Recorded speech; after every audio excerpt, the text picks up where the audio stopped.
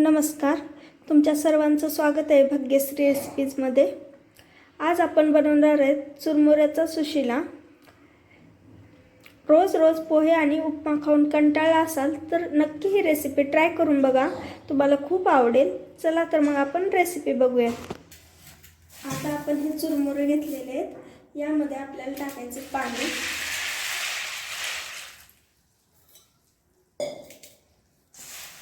आता आपण हे छान मिक्स करून घेऊया, त्यामुळे आपले चुरमुरे पूर्णपणे भिजले जातील। 1-2 मिनिट असंच ठेवायचं आहे याला।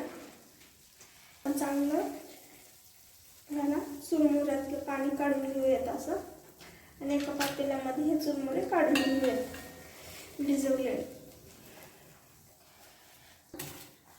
हे बघा, आता आपले छान चुरमुरे भिजवून तयार झालेले आहेत। या ठिकाणी एक कांदा घेतो,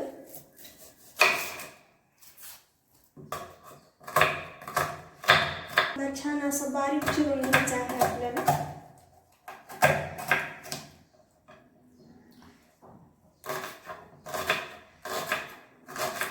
या ठिकाणी मी 3 हिरव्या मिरच्या घेतलेल्या आहेत, त्या पण आपण बारीक चिरून घेऊया।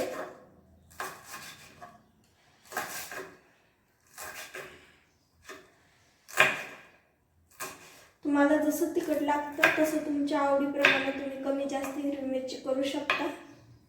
अर्धा लिंबू घेणार आहे, कोथिंबीर घेतोय आपण बारीक चिरून। एक टोमॅटो पण आपल्याला बारीक चिरून घ्यायचं आहे।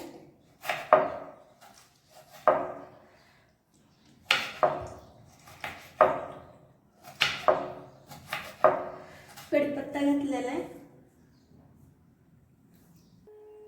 आता आपण एका कढईमध्ये 2 माप तेल टाकणार आहे गरम करण्यासाठी। हे 2 माप तेल। आता आपलं तेल छान गरम झालेलं आहे। आता आपण त्यामध्ये टाकतोय मोहरी, जिरे,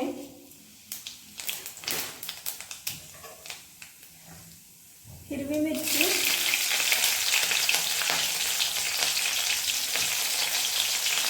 त्यानंतर टाकायचा कढीपत्ता। आता आपण टाकणार आहे एक बारीक चिरलेला कांदा। कांदा लाल होईपर्यंत आपल्याला यामध्ये परतायचा आहे। हे बघा, आता आपला कांदा छान लाल झालेला आहे। आता आपण यामध्ये टाकायचे टोमॅटो,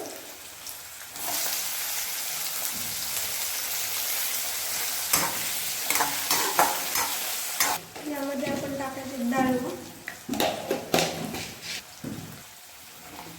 थोडंसं झाकण ठेवूया त्याच्यावरती, म्हणजे मसाला आपला पूर्ण व्यवस्थित शिजला जाईल।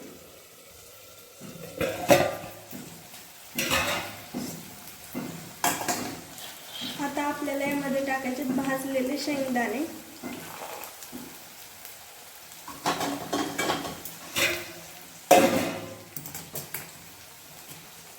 हे पण छान मिक्स करून घेऊयात। आता आपण यामध्ये टाकतोय आता आपण अर्धा चमचा हळद,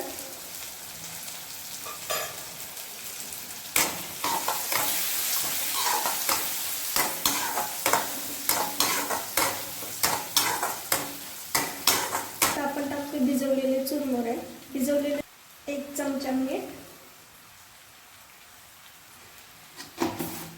लिंबाचा रस टाकत आहे। या ठिकाणी अर्धा लिंबूचा रस टाकत आहे मी। आता आपण हे छान मिक्स करून घेऊया।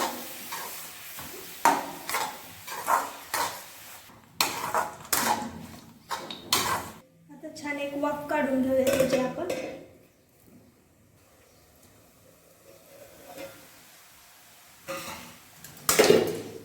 हे बघा, आता आपला हा चुरमुऱ्याचा सुशिला तयार झालेला आहे। आता आपण हा एका प्लेटामध्ये काढून घेऊया।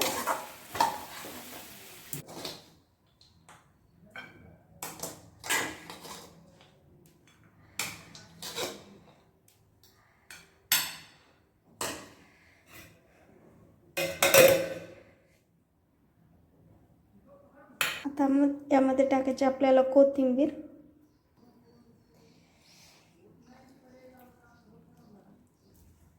हे बघा, आता आपला हा चुरमुऱ्याचा सुशिला तयार झालेला आहे. तुम्हाला माझी आजची ही रेसिपी कशी वाटली ती नक्की कमेंट करून सांगा. आवडली असेल तर तुमच्या मित्रमैत्रिणींमध्ये शेअर करा आणि सबस्क्राईब करा. थँक्यू.